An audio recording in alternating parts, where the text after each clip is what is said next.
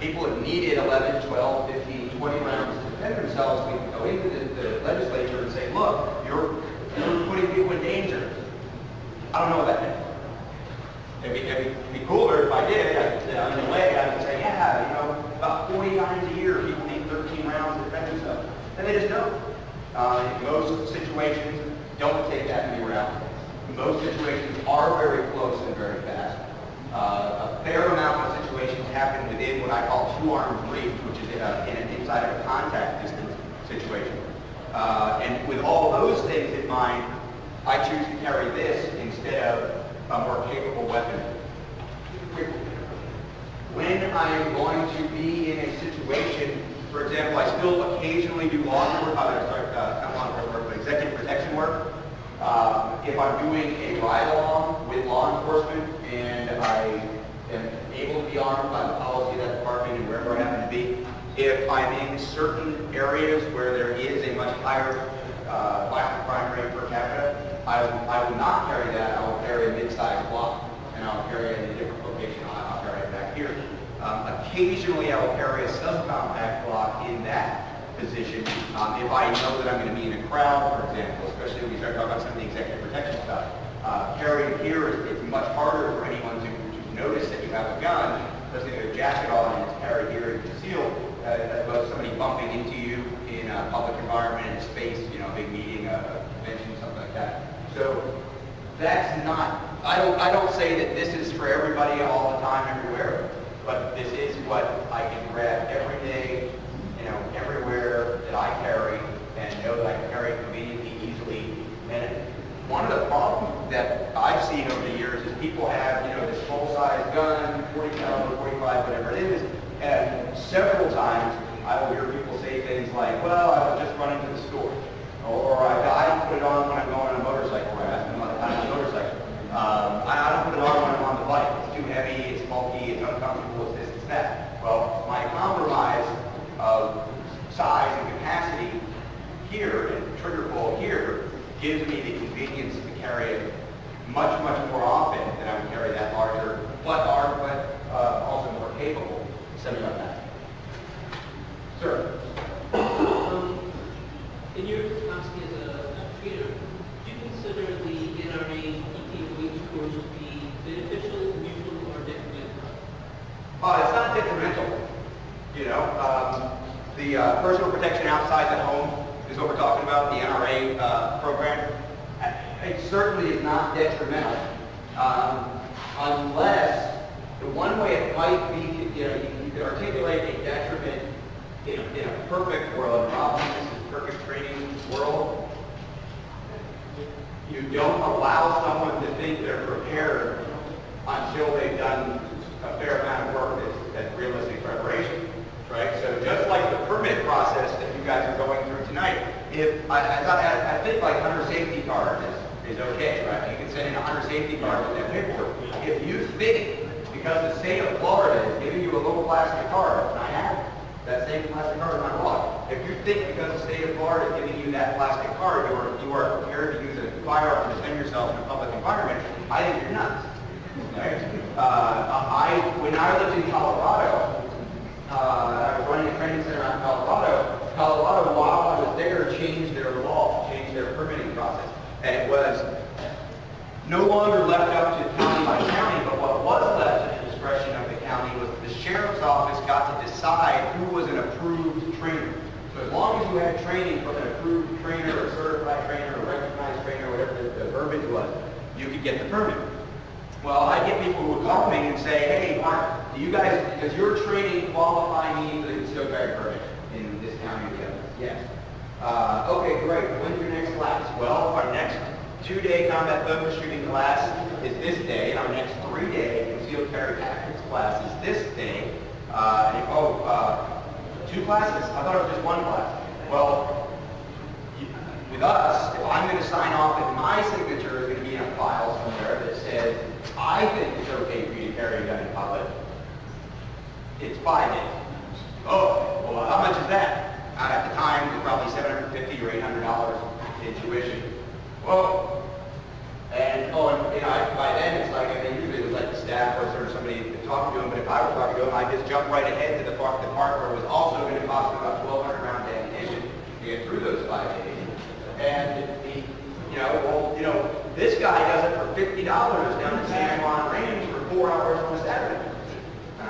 I'm well aware of that. I don't think 4 hours and 100 rounds on a Saturday for $50 prepares you to defend yourself in public as well as you should be prepared for my signature to be on your file or on your paperwork in that file. On the other hand, I don't think the government should mandate training.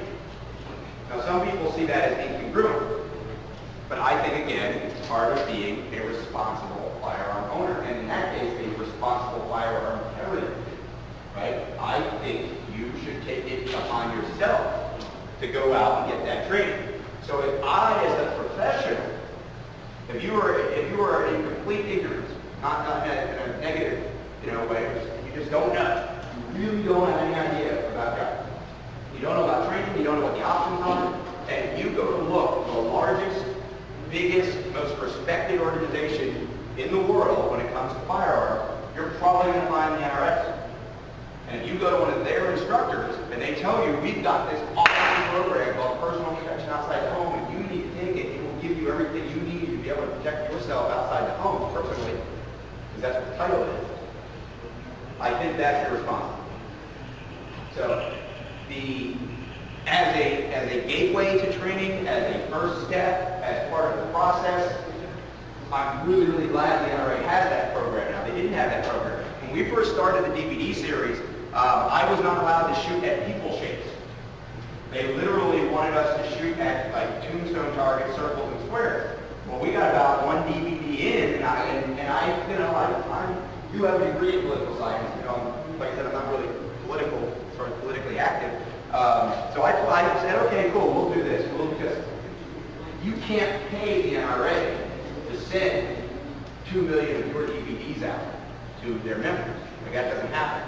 So when they somehow find my name and they say, hey, we want you to do this series and we're going to send it out to 2 million of our members over the next 5 years, I say, sure, yeah, good. I'll sit around and talk about it. I'll do whatever you want. You can't buy that kind of market, right? Well, at the beginning, you can't shoot at people shapes was okay with me if I could teach intuitive shooting fundamentals my way, it was my curriculum, teach what I thought people needed to know to learn how to use a gun to defend themselves. Let's do it. And that went away very quickly. The program was successful, it was well received, but that was also during the time that they were getting ready to roll out personal protection outside of the home program. And there was definitely, it was noticed that what the crazy ball guy was teaching was not what the NRA was saying. And it continues to be noticed. While they put their label on my DVDs, and they send my DVDs out with their endorsement, and they generate a lot of money to do the things that they do for firearms owners through that DVD series, it is by no means the NRA's position on personal training, and nor is my position on personal defense training that you just go take the NRA course and call it good. But I certainly wouldn't call it today. Sir? There's an old axiom, practice, practice, practice. Any handgun, any rifle, any shotgun is a totally useless tool, particularly in the handgun from a defensive position, drawn from a holster, knowing how to properly hold the firearm, knowing properly how to pull the trigger, knowing properly how to point the firearm, and watch the point of aim. Again, practice, practice, practice. In the state of New Jersey, I know of only one rifle with pistol club where one is allowed to practice from a holster. Okay? That is Central Jersey rifle and pistol. Now, the only way you can obtain a drawn fire permit is one, you have to, not have to, but attend the Single Action Shooting Society math. Brilliant. Okay, follow me, okay? You draw from a holster. The Single Action revolver, 2 of them. You point, you hold it properly. Okay, I'm going to cut you off. point is this, okay? One wants to practice, okay? Join SAS, go to the matches. I got it. Get a draw fire permit, and you can go to the range. Here's the point. Your name, sir? Pardon? Your name? John Cornell. John's talking about joining that. There's a club that will let you practice drawing from the holster, but you have to wear a cowboy hat, come up with a funny name, and join the society, and do that and do it. Well, Here's the issue, Let me John. clarify. Here's the okay? thing. You can go to the range as a Jackson member, okay, with your drawing fire permit. Right. With a baseball cap on, t-shirt, and go over to the bunker, and you can draw and fire at any And you time, can do- anytime you want. With a regular gun, Pardon? with a semi-auto. Semi-auto, because now they have the wild ones. There's no competition in the type of handgun. Okay, so it's not you can do it out of the competition with a Glock. It's not competition at all. Okay. You can go personally. Again, the principle is practice. But be careful when you practice because you might get really good at the wrong thing.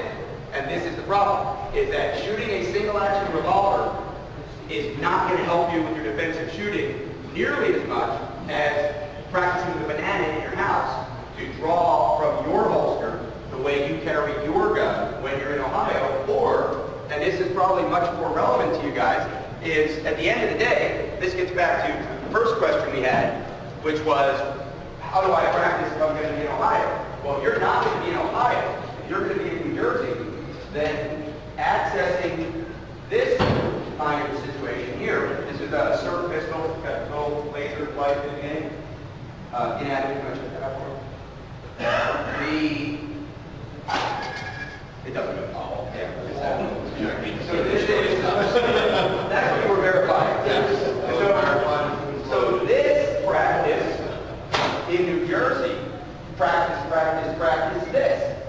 Because this, when it hurts, is much more important to what you're going to most likely do in the moment that you need to defend yourself. Quick access safe, get your firearm out, get it loaded. If you're comfortable keeping it loaded in a quick access safe, keep it loaded in a quick access safe. But to your point, if you have the opportunity to get a draw and fire permit by playing the game, which goes back to the question we had about the value of competition, now there's value. Now otherwise there's no value in training in SAS, right? I've done it. I have a funny name. I didn't wear the hat, so my name was no hat Rob. In the rule book, you do need a name, but you don't need a hat. So I did sign up and I did it. It was fun. And Clint Smith does it. A lot of us do it. It's fun. It's not training, and it's not the right kind of practice. If it's a means to an end, awesome, good deal. And hopefully there are other ranges that allow you to do that also. I'm pretty sure that range at the South Jersey, one, Folsom or Winslow, or that, I think they like to do ulcer work down there. Yeah, so there's a couple of those. This deal is probably what you need to be practicing. So any range that you go to is probably going to want you to have your pistol case, right? They probably want you to come in with your pistol case. You come in, you go to your podium, hey, here's my case. It's exactly the same thing that I'm going to use in the middle of the night to get my gun out of and to keep my gun from unwarranted access and inappropriate access when I don't need it. I put it on the podium, I pop it open, I pull my gun out, I insert a magazine, I rack the slide, and I do my practice from the running position. Because in my world, when I'm in New Jersey, when I'm at my mom's house, this is my world. My world isn't concealed carry. It's not the J-frame, it's not the belly band, it's not the Glock on the hip. It's the gun in the box that I might need to use.